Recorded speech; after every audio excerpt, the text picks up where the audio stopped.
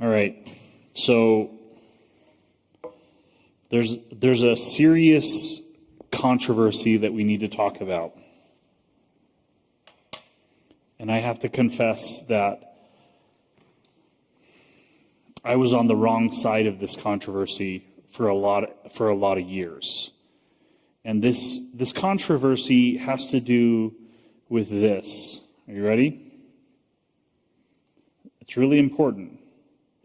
I can't play very much of this because Facebook will shut us down if I play too much. But this is the controversy. Are you ready?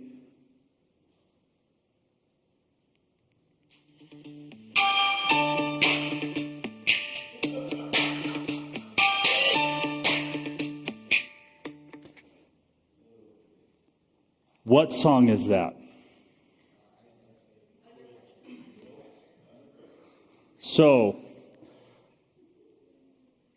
I was in first grade in 1990 when Ice Ice Baby came out. I remember very distinctly because I was sitting in the first week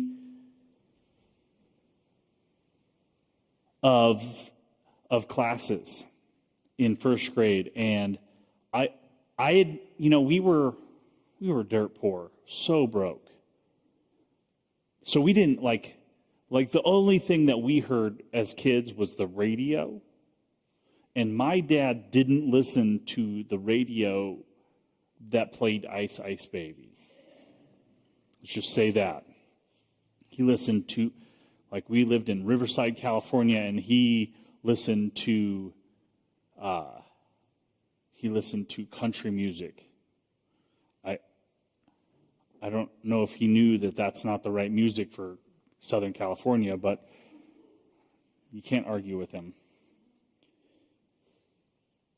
And I remember sitting in my classroom, and it was quiet. It was during we were all working on.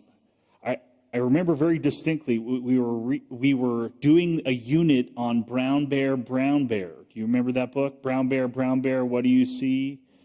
We were doing a unit on that. That's how long that book has been used for kids that are learning to read. And we were coloring pages on that. And I remember the hall outside of our classroom, some kid running down the hall screaming, "Ice, Ice Baby." And that was my first encounter with this song. So later on, as that song kind of exploded in the early 90s, that beat that you heard, that I thought that that's what that was all about. Until later, when I heard, and it's really important because the actual song that Vanilla Ice stole that from is the song "Under Pressure." It's not contested. He stole that song and other songs. It was his thing. The original song that came from, "Under Pressure," was released in 1981, the year I was born. So this controversy around this song goes back to the year that I was born. This song was released, and it was made famous because it was the opening song that Queen did at Live Aid in 1986. We're not here to talk about music history, though. All of this is to say that how we react when we're under pressure matters. It does. How we react when things get difficult, when we're challenged, when we're faced with uncertainty, when we're faced with scarcity, when we're faced with difficulty, matters.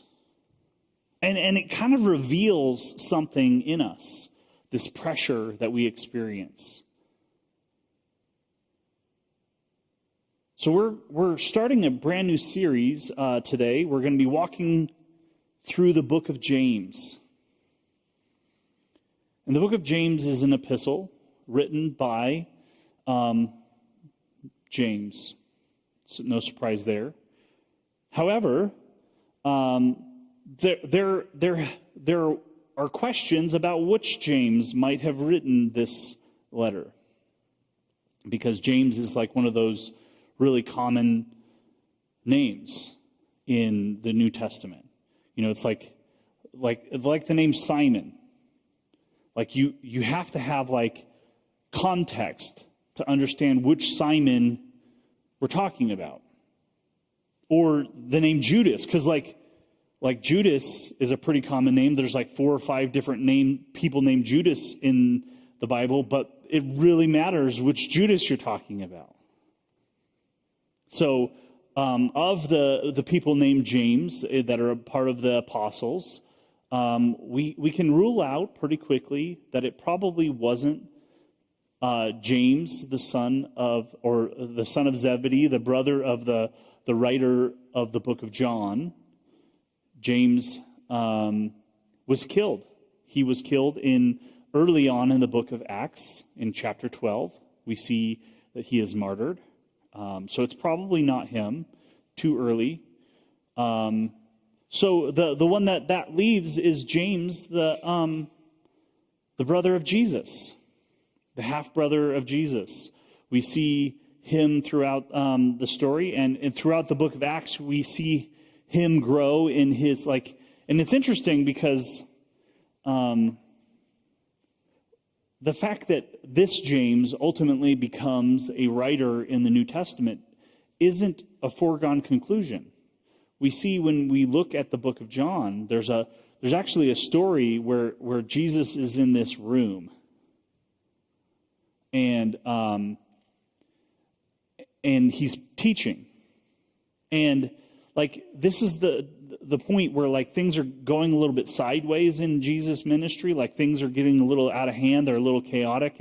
And Jesus' mother and brothers show up at this house to try to talk reason into Jesus. Jesus, you need to calm down. You're going to get killed. And Jesus, there's this understanding that Jesus' mother and his brothers are there to kind of slow down Jesus' ministry, not sure that Jesus is doing what he's supposed to be doing. And Jesus' response in this moment is, he looks around to the crowd. He said, and somebody at the door tells Jesus, your mother and brother are here. And he says, these are my mother and brother.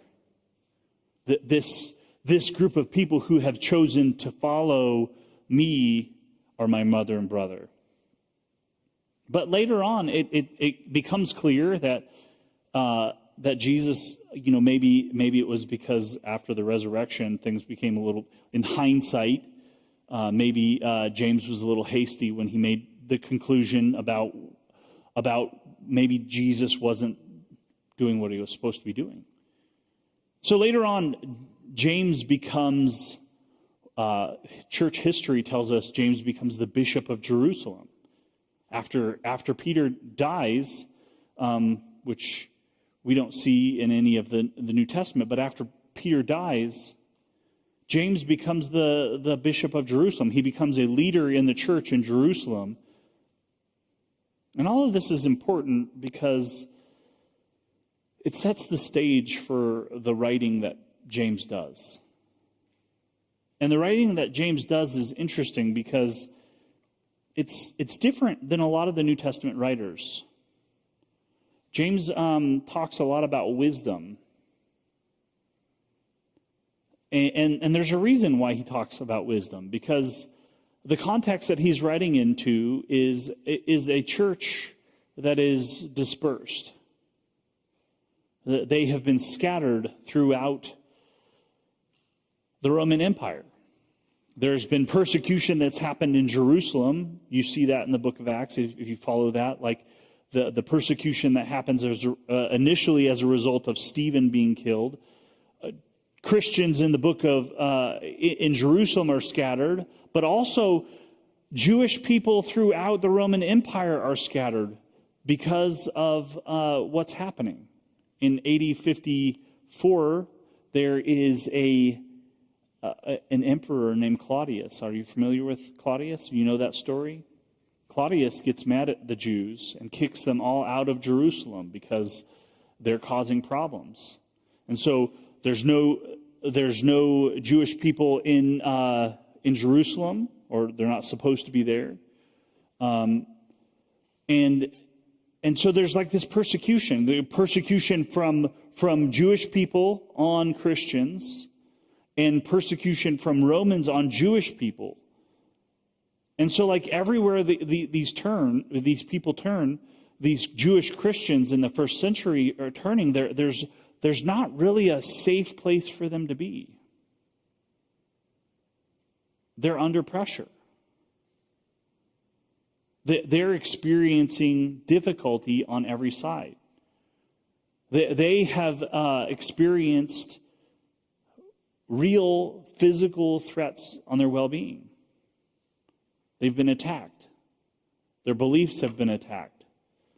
Their way of life has been attacked.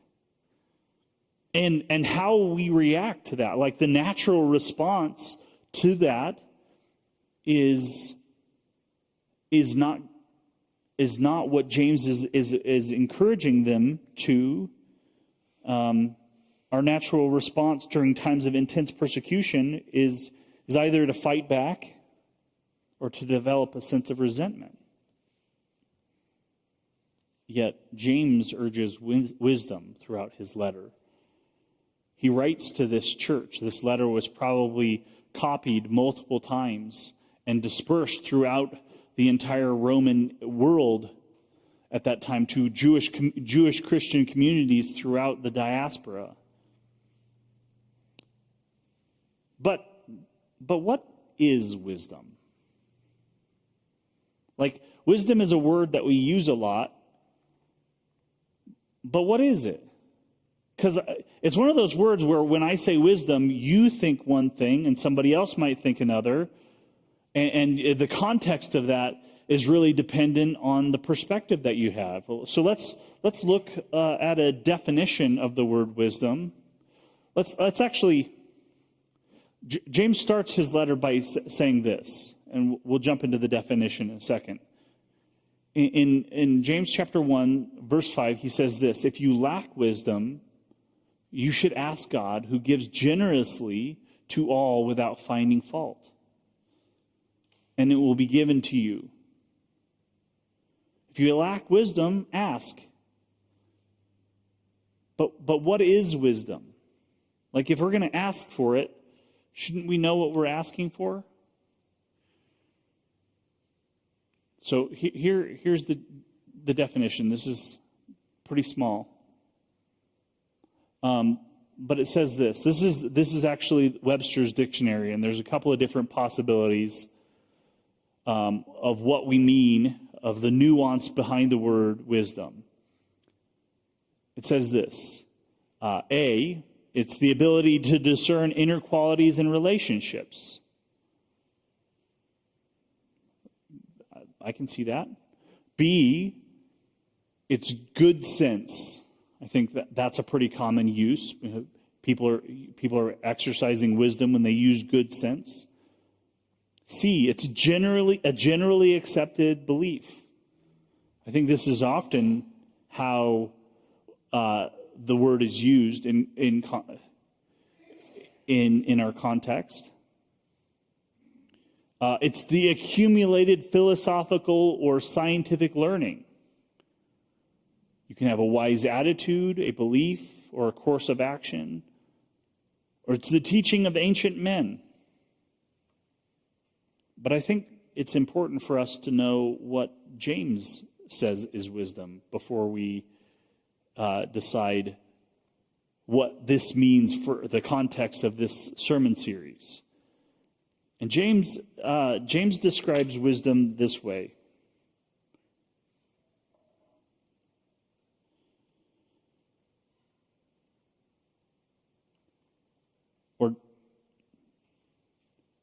James questions our concept of who is wise and understanding.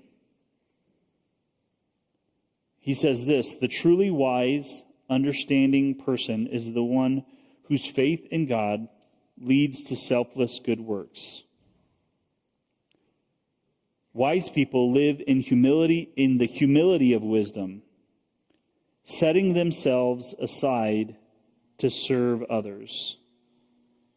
So, remember the context.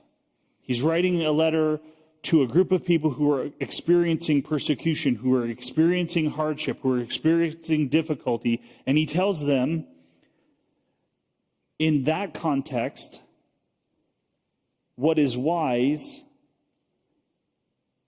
is to live in humility.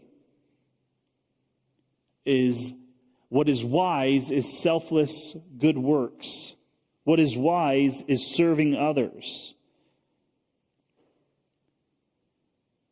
That runs pretty countercultural to the wisdom that we experience in the world. The wisdom for how to navigate difficult times according to the world does not usually lead us to believe that we should surrender, we should serve, we should live in humility. The wisdom that we experience most often leads us to believe that the best way to handle that kind of situation is to get mad, to fight back, to attack, to push back, to challenge. And James takes us a little bit different course. We're going to start in verse 16 of the book of chapter 1. Actually, verse 19.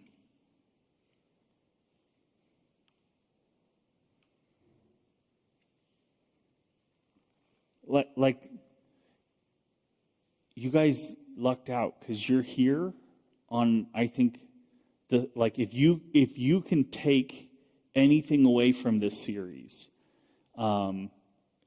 these next verses are the thing that I wish most Christians knew. You ready? He says this. He says, "My dear brothers and sisters, take note of this. Everyone should be quick to listen." Everyone should be quick to listen. Slow to speak. Oh, man, this is countercultural. Quick to listen, slow to speak. We are slow to speak and quick. We are slow to listen. Sometimes so slow that it would appear that we're not listening at all. And we are quick to speak. And he goes on to say, and slow to become angry. Is this like just think to the things that have floated across your news feed in the last week? Is this the mantra that is behind all of that? Quick to listen, slow to speak, and slow to become angry. No, we're actually pushed to react quickly, become angry quickly, and say something as fast as we can. That's not the world we like. And James is saying this in the context of the first century, where guess what? The emperor dies in the first century. You might not know for a year. Can you imagine how slow the news cycle there is? Like, you might not know, like, depending on where you live, like if you live in Rome, you'll probably hear it pretty quick. But if you live in the far reaches of the empire, you may not hear about the death of the emperor. And that's significant news because everything could change as a result of an empire change. That's significant news, and that significant news might take a year to get to you.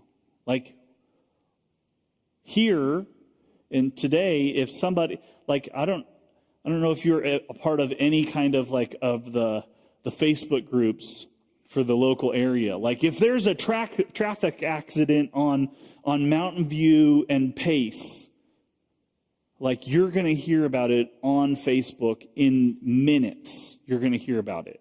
If somebody jaywalks on 9th, somebody on Nextdoor is going to comment on it and about how Longmont is going to hell right now because of how hard it is to live here. Like, we live in that context where everything happens really quickly and we hear about it really quickly, and we're encouraged to respond to it really quickly. We're encouraged to have a feeling about it really quickly. And the feelings that we're supposed to have about it are like quick and volatile and reactionary.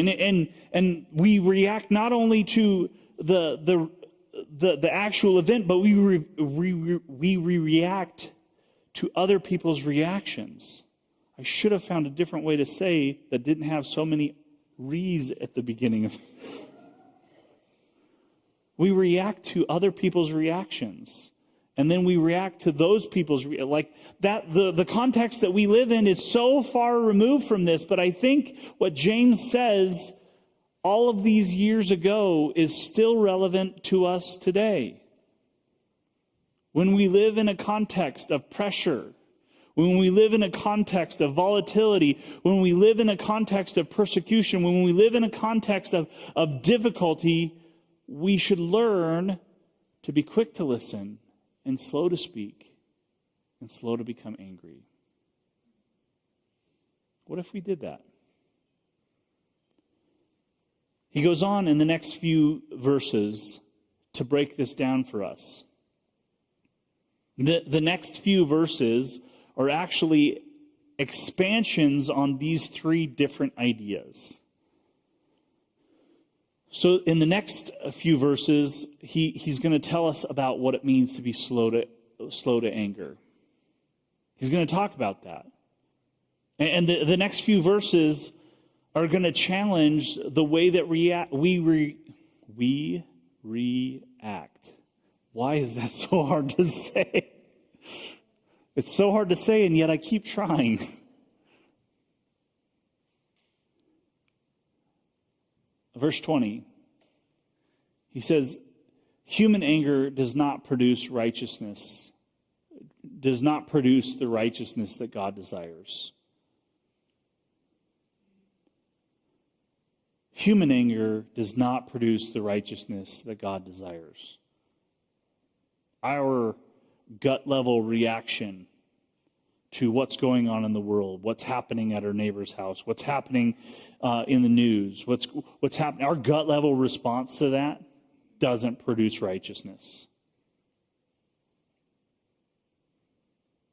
That's the end of the sentence. It doesn't produce the kind of righteousness that God desires.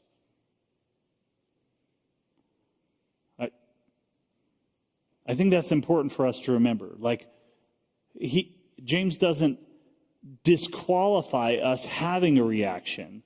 He doesn't disqualify us having feelings about things, but he says human anger does not produce the kind of righteousness that God desires. He says, therefore, get rid of all moral filth and evil that is so prevalent, and humbly accept the word planted in you, which can save you. Humbly accept.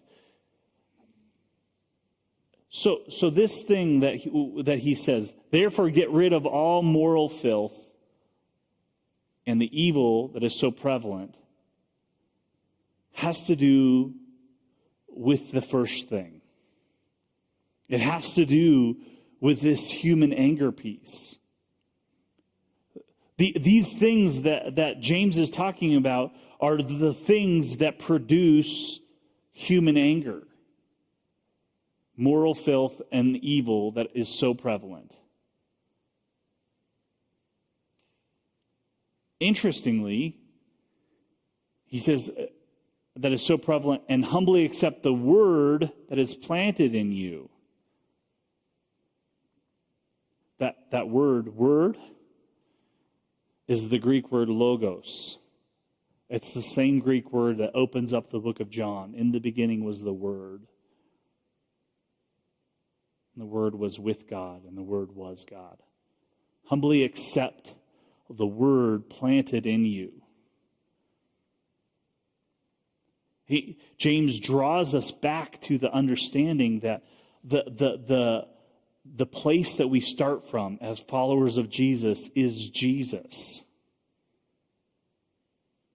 The place that we start from, it isn't from conventional wisdom. It isn't from the wisdom of the world. It's the wisdom of Jesus.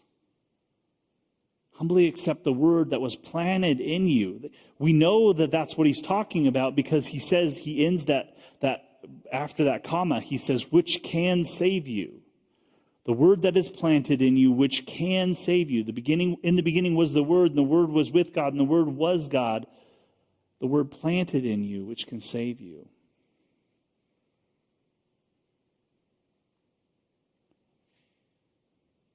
Human anger does not produce the righteousness that God desires. We learn to respond the way that Jesus responds. We learn to inhabit and indwell the way that Jesus walked and lived and breathed and interacted and experienced. That's what it means to follow Jesus.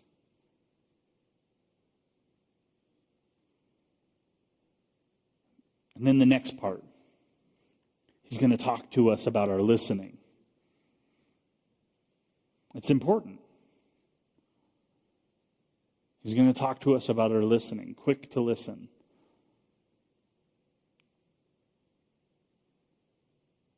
Verse 22, he says, do not merely listen to the word and so deceive yourselves. Do what it says. Jesus said something very similar. He talked about obedience. And not just obedience to the law, but obedience to him. If you love me, you'll obey me, Jesus tells us. Do not merely listen to the word and so deceive yourselves. Do what it says. Anyone who listens to the word and does not do what it says is like someone who looks at his face in a mirror. And after looking at himself, goes away and immediately forgets what he looks like.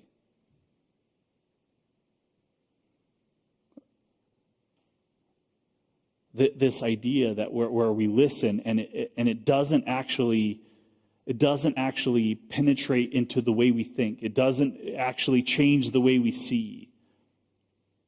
Like that happens. Like we all have interactions where maybe you don't look in the mirror. Like maybe you go into the bathroom, look in the mirror, and you're brushing your teeth, and you don't realize that your hair is all a mess, or that you have a grease stain. That's more likely for me. I have grease stain on my forehead. Do my hair, brush my teeth, grease stain on my forehead. Didn't even see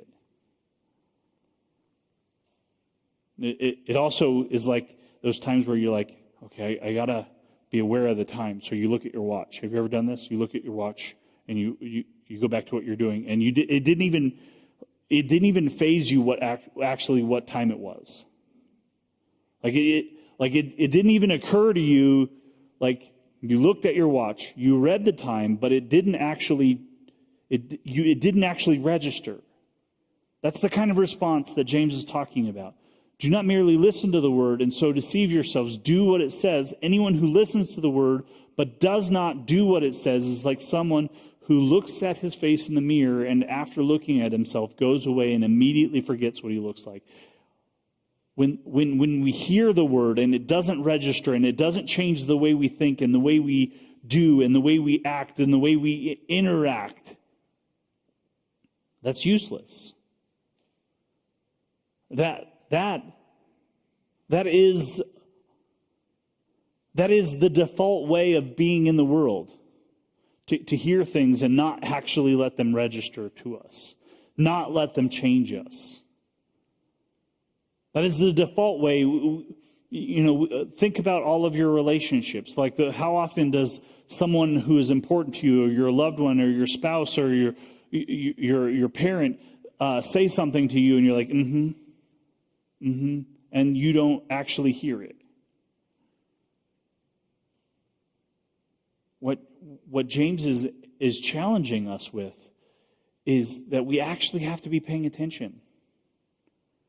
This quick to listen thing is not about hearing words, it's about paying attention. Are we paying attention to what God is saying? Are we paying attention to what Jesus is doing in the world around us? Rather than getting angry, rather than reacting, are we paying attention to what's happening in terms of what Jesus is doing? In terms of what God is at work as in the world? He goes on and he says this: whoever looks intently into the perfect law that gives freedom and continues in it. He's not here trying to reinforce legalism. This perfect law, Jesus is the perfect law. Whoever looks intently into the perfect law that gives freedom and continues in it, not forgetting what they have heard, but doing it, they will be blessed in what they do. When you obey and follow Jesus, when you're paying attention to what's happening. I happen to believe that if you're paying attention, Jesus is speaking. In the world, turn on the news and see something crazy that just happened, and you're paying attention, and you're asking the question, hey, God, what are you doing? Jesus, what are you speaking in this moment, in this situation? Rather than reacting,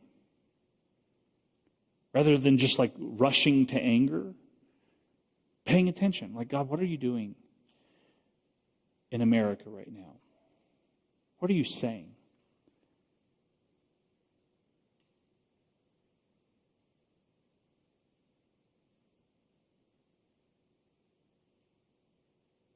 Whoever looks into the perfect law and that gives freedom, whoever pays it, when you're paying attention. He goes on and he closes out this section about our speech. This is really important. I would say most of the conflict that you experience in your life is about communication. It's the lack of communication. It's the tone of communication. It's the body language of communication. Most of the conflict you experience on a day-to-day basis is about communication. And James tells us to be slow in our communication. He talks about it this way. He says, those who consider themselves religious and yet do not keep a tight rein on their tongues deceive themselves, and their religion is worthless.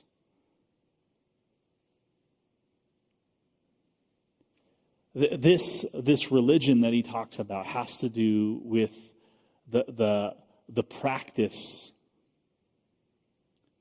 The practice of what we do when we call ourselves wise. This wise practice. This religion that he's talking about, it's not just talking about ascribing to a specific set of world beliefs or religious beliefs. He's not talking about going to church. He's talking about this idea. You call yourself wise? You call yourself somebody who practices wisdom in the world, who practices this way of being in the world, this way of interacting? You call yourself wise? Let's hear what you have to say. Or let's hear what you don't have to say. He talks about keeping a tight rein on our tongues. It's interesting that this saying dumb stuff is a problem that goes back thousands of years. Could you believe that? That was a problem 2,000 years ago. Saying dumb stuff was a problem then, just like it's a problem now. You know the best way to not say something dumb? Shut up. Don't say it.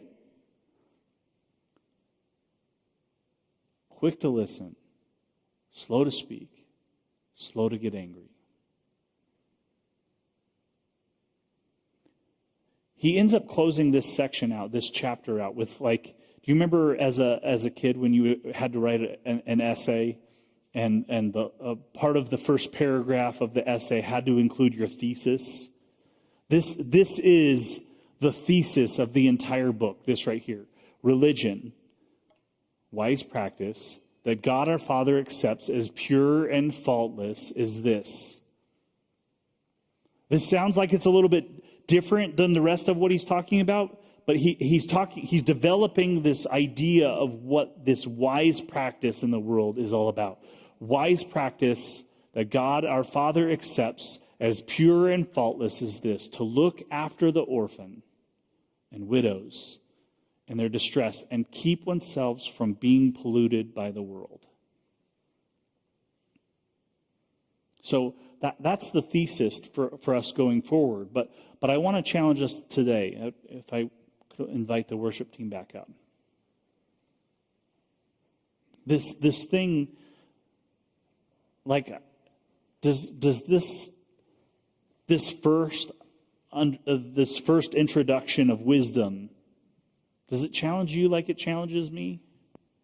Quick to listen, slow to speak, slow to get angry.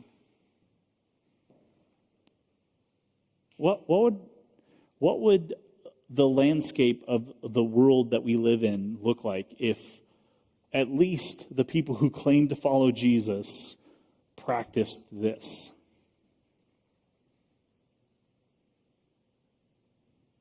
Quick to listen, slow to speak, slow to get angry. In the context of pressure and persecution and difficulty and challenge, if we were quick to listen, slow to speak, slow to get angry. And this is wisdom because it's not our internal first reaction. It's not how we want to react. That's not how we want to react. It's wisdom because it's the thing that pivots. If we were quick to listen and slow to speak and slow to get angry in the world, in our day-to-day interactions, in our interactions with our employers or difficult coworkers, or when we see dumb things posted on Facebook,